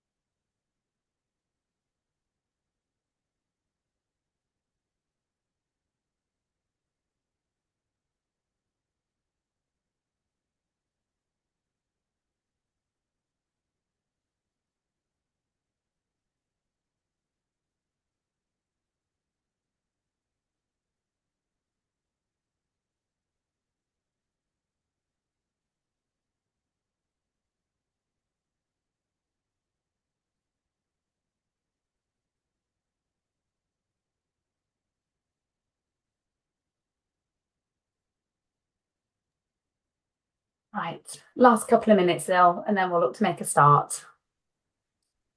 No worries.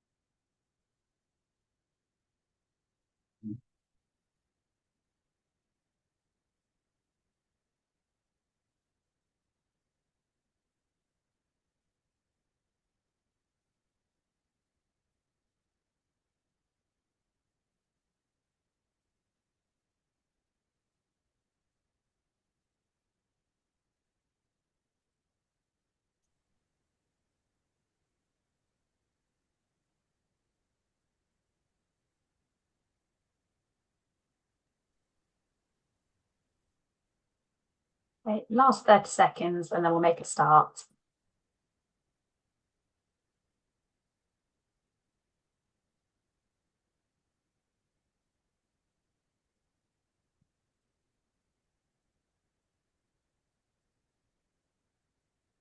Okay, welcome back everybody, and I really hope you've managed to get a refreshingly cold drink.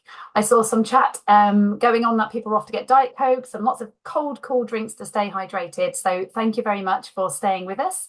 So this last part of this morning's session, I'm really pleased and excited to welcome our keynote speaker, Elizabeth Duggan, known as Lil, who is the CEO of Parkrun. I've had the pleasure of working with Lil for many years, including during her time at director at Active Surrey, where she was always deeply passionate and motivated about the role of active partnerships in inspiring a love of movement in children and young people. Lil has long been a strong advocate for physical literacy, and many of you may remember her speaking at the launch of the Physical Literacy Consensus Statement back in 2023. Can't believe that's nearly 3 years ago, Lil, it's crazy. In her current role as CEO of Parkrun, she has overseen record-breaking growth in the UK and internationally, and alongside James Thomas and the wider team, has driven the exceptional expansion of Junior Parkrun, something which my children simply adore, engaging thousands and thousands of children each and every week worldwide. So I'm delighted that Lil is joining us here today. So please join me in welcoming Lil to share the work Parkrun has been doing to create meaningful, enjoyable, community-led experiences that are helping people of all ages and all abilities, and specifically children within today's context, to build lasting, positive relationships with movement. So thank you again, Lil, and over to you. Thank you so much, Charlie. It's really lovely to be here, and I've just been reviewing the chat. I can see you've had a great morning, but I also know that I am standing between you and your lunch, so I'll try and keep the energy up, and I'm looking forward to this being a great session. I have been CEO of Parkrun for the last year or so. So whilst I'm here to talk about Junior Parkrun, I really have to credit James Thomas and his amazing team for the fantastic work that they have done in building this to what it is now. And I know that some of that team are on this call for the day. So I will be drawing them in to answer the difficult questions later on. So first of all, I hope most of you know the answer to this, but what is Junior Parkrun? So Parkrun has 2 weekend community offers. It has our 5K event, which happens on a Saturday at 9 a.m. And then Junior Parkrun, which is a 2K community event, which happens on a Sunday. It's for 4 to 14-year-old young people and their parents and carers. And all of our events are run by the community, so they are led by volunteers. The whole ethos behind Parkrun, and Junior Parkrun especially, is that it is free for everyone forever. And we're really intentional about that, for everyone, because we want to make sure that children in particular, that all of them feel welcome and included in the opportunity. So they will never pay to come along. They don't need to pre-book. They can just show up as suits them. If they don't feel like running, they can walk. If they don't feel like walking, they can support with our volunteering. So there really is an opportunity for everyone. And the other thing that's so important about Parkrun is that no one ever comes last. We always have a tail walker to make sure that it feels fun for people. And we always celebrate participation. So celebrating showing up rather than winning. We've also learned that it's the same every week. And for children, that repetition feels really important. They know what they're coming to, how it's going to feel for them, and that keeps them coming back. So Parkrun has been through a period of really extraordinary growth across the board. You may have seen in the press recently, we just celebrated our 1 millionth ever event, which includes juniors. But juniors specifically has been growing double digits. So we now have 509 junior events across the country. There's probably more even since writing this presentation, and about 30,000 weekly participants for our juniors only, which is quite an extraordinary number, about 500,000 globally across our whole Parkrun programme, and 30,000 young people in the UK. And around 9,000 volunteers powering that. And we also know that about a third of those young people that registered were inactive before they started juniors. So we know that Parkrun is not just appealing to active children, that we are also drawing people in that don't have an experience of being active previously. So we all know here that our relationship with movement is shaped by the way it makes us feel.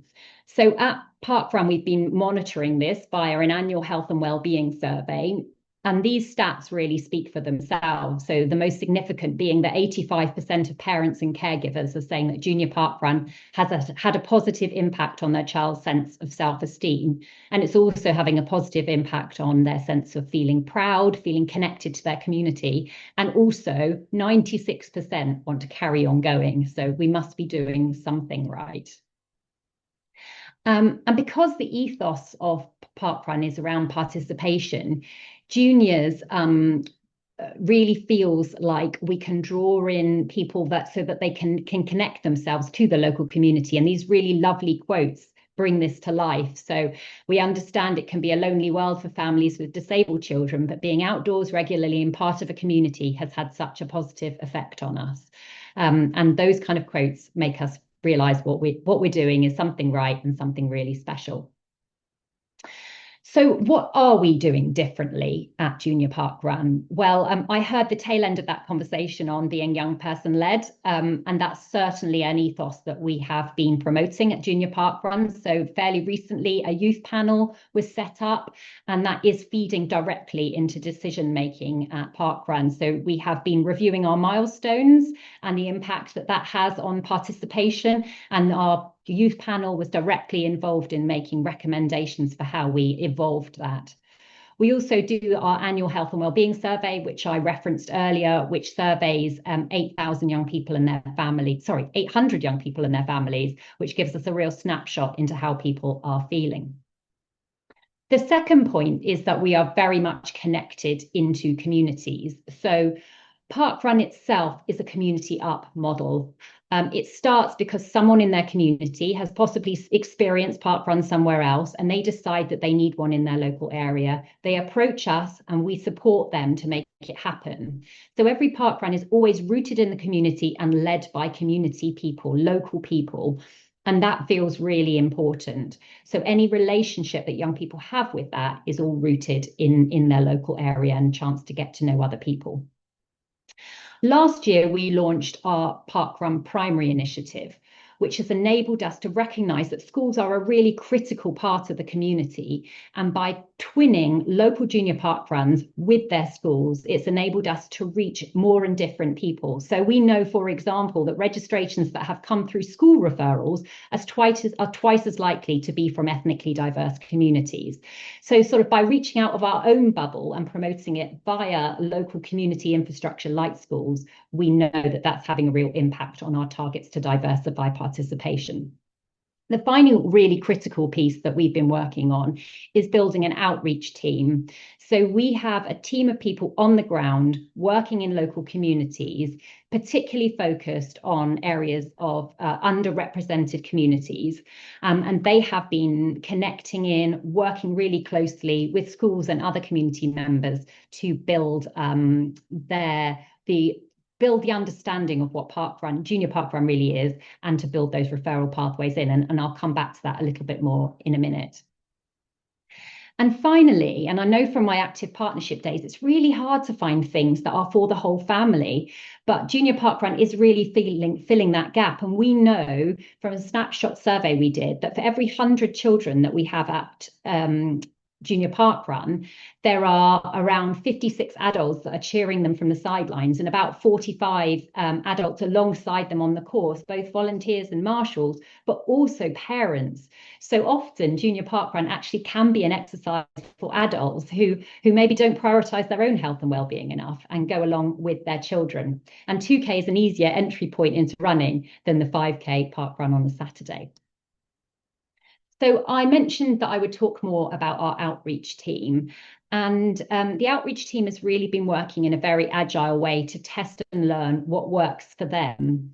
And they've developed an outreach model where they research the local area, they map the key communities and connections within that area, they build their networks, they identify the priorities that they need to work on, and then they build that into a framework and execute it. And then the final cycle is that sort of reflection on the impact, and it feeds back into that virtuous circle. In the top right-hand side, you can see the outreach impact tool, which is where moments of engagement are tracked against their impact on participation. So we're taking quite a scientific approach to this and really understanding that the frequency of communications, the people that we're communicating with, we are evolving the way it works so we understand that those outreach officers are having the maximum impact they can on participation. And we are really lucky that we can be so data-led at Parkrun because we can find the evidence to show what impact it's had. And so if you want to know more about this, James Thomas is your man. And then finally, we have an event maturity framework, which enables those outreach officers to understand that the work that they're doing is having an impact on participation, but also on some wider objectives that we set around junior parkrun. So things like, are we attracting people from our target communities? Are we ensuring that our volunteer network is really robust? Are we having the right level of community engagement with junior parkrun? And then we are able to rag rate our events, which means that the outreach officers can know that this event is now secure and they can move on and focus on others, or more work is needed in particular areas to help them move it forward. We also know from our data that celebrating participation drives participation. So this chart here shows our participation. So obviously we have high numbers of people doing a fewer numbers of events, and that tails off as you get to higher numbers of finishes. But then the blue line shows those spikes in likelihood of going back the next week, and they correlate directly to our milestone moments. So we give each child a wristband when they hit those milestone moments, and you can see that in the pictures, both the child receiving one and then the warmth of the celebration with that volunteer on the receipt of those milestone wristbands. So we know by recognizing that frequency and participation, we encourage children to come back, and that's seen in the data, but also seen in the smiles on the children's faces as they experience that. So what's next for junior parkrun? Well, I mentioned earlier that we are relaunching our milestone range. So we are ensuring that every child who comes back again has that recognition, and we inherited a historic framework for those milestones that was based on children completing marathons and ultra marathons, and our youth panel told us that that wasn't children's language. And in fact, I was at junior parkrun last weekend, and the volunteer lead was having to explain to those children how many parkruns equated to a marathon. And so we have absolutely streamlined that process, used our children's input to guide that. We've simplified it and aligned it also to our 5K.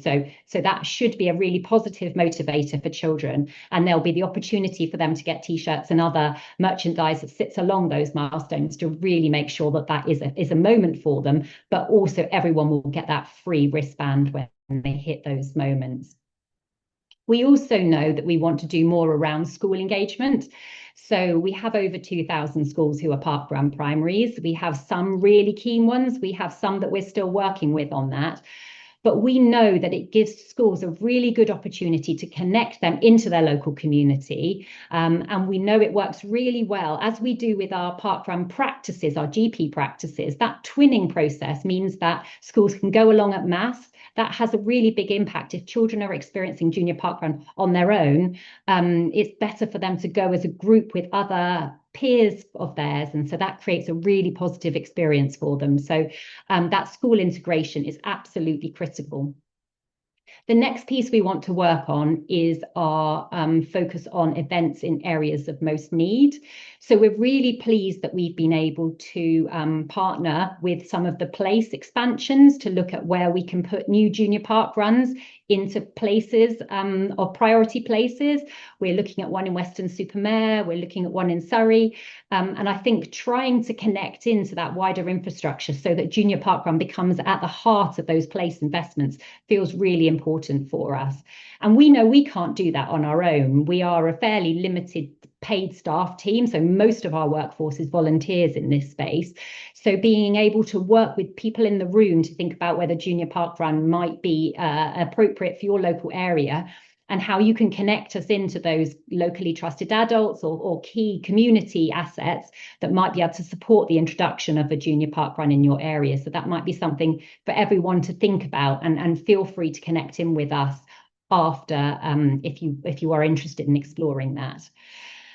And then finally, really building our partnerships. So we work very closely with the London Marathon Foundation. We are delighted that they are continuing to support us longer term, which will mean we can continue to resource our outreach officers, which is phenomenal. And we also connect into other organisations that sit alongside that. So we work with Team GB, we work very closely with the Daily Mile, and we work as close as we can with Active Partnerships and others.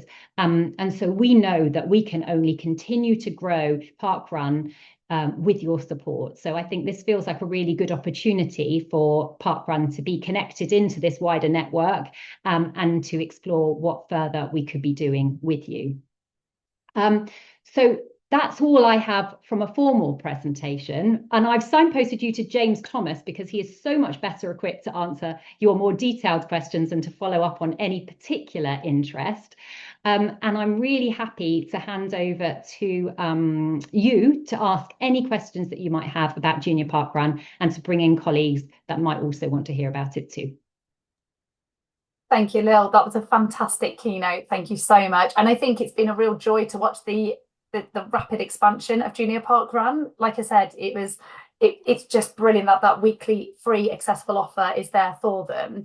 As hopefully questions come through in the chat, please do pop your question in the chat. We've got a really engaged group here this morning.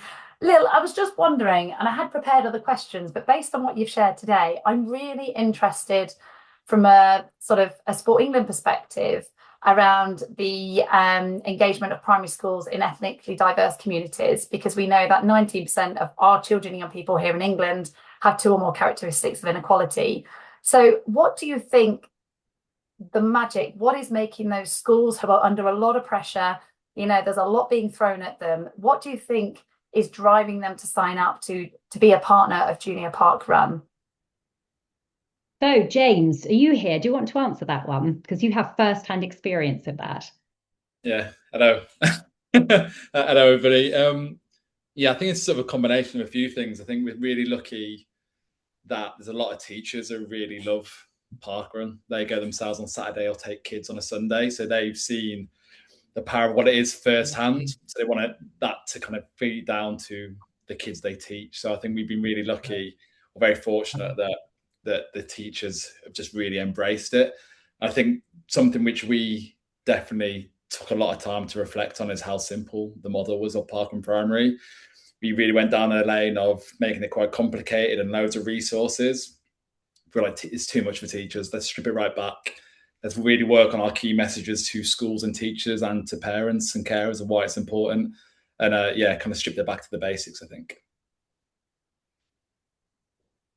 Thanks, James. I love the honesty there. And I think, like you say, and this is what we've loved especially about the physical literacy patchwork programme, it's trying something and recognising and iterating, and that's all that design perspective. Actually, what does the end user need to really engage meaningfully in this? There's some really interesting questions coming on. So James, Lil, I'll let you decide who picks it up. But from Melanie, can parkrun be tailored towards adolescents? Obviously, you've got your 5K and your 2K. If I look at it like that, where do you think that adolescents age group is engaging? And are you seeing that through the number of adolescents engaging in your initiatives? What we haven't been able to do is track junior parkrun, 2 parkrun, and how that continuity happens. And that's something I think we're very interested to understand more. We do know that there is a drop-off at that particular age group. We do things like Duke of Edinburgh volunteering, which is really great at bringing in a volunteer workforce to parkrun and also appealing to that kind of teenage age group. We have seen really dynamic growth, though, in our younger adults. So we've seen really strong growth both at the older adults segment, but also the younger adults in our 5K programme. So it does give me hope that we have the right proposition that is engaging all audiences. But I think we don't have anything specific at this stage for adolescents. Right. Thanks, Lil. And I think for us, just again, going back to our new 5-year plan, you know, we are definitely want to do more within that college age bracket of young people. So really keen that we look to share learning and good practice here. I'm conscious of time and wanted to get everyone away for 1 o'clock. So I've got one last question from Sam, who seems like a very avid parkrun, junior parkrun fan, which is great. So great to hear that, Sam. He's trying to currently get 3 more junior parkruns going in communities of most need across the county. Do you have any advice, or have you seen any other places where you've managed to successfully reach the harder to reach members of the community? So that this is very much, you've said it's a community-led initiative. That's the magic of parkrun at a junior and sort of the main parkrun perspective. It might be a too big a question for now. I think any advice followed up by email, but any sort of top nuggets that you can share in reaching those harder to reach community members to become involved as volunteers? James, this one's definitely for you. Yeah, nice. And Sam, yeah, absolute legend. We love Sam at Junior Park, and so thanks for everything you do, Sam. But yeah, I think it is really taking a long kind of view on it, and taking a time that it does take a bit of time to embed a junior park in the community, to get people from the area aware of what it is, and then also kind of convincing them that it might be for them. We've kind of seen events in areas of deprivation where they've been embedded for a long time before local people have started coming. So I think it's part of the understanding what's important to the local community and why junior park or an event might be for them in the community. We always say, so what junior parkrun is just a tool to bring out what's best in the community, is whether that's volunteering, engaging, young people hanging out. It's just trying to enhance what's always really good in the community. So lots of different ideas, but I think it's just taking a long view on it and being embedded there for the long term, I think. Thanks, James. And I just love the ethos. I'm going to wrap it up there. There are other questions in there.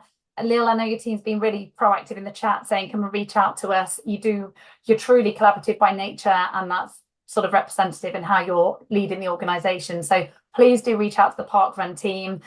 James, thank you as well for joining us. Can we just, as we did with the panel, show our appreciation through the reaction button? That would be fantastic. So thank you, Lil, thank you, James, and the wider parkrun team. And back to you, Deborah and Lenny, to wrap us up for this morning's session. Amazing. Thank you so much, Lil, and James there. I love the junior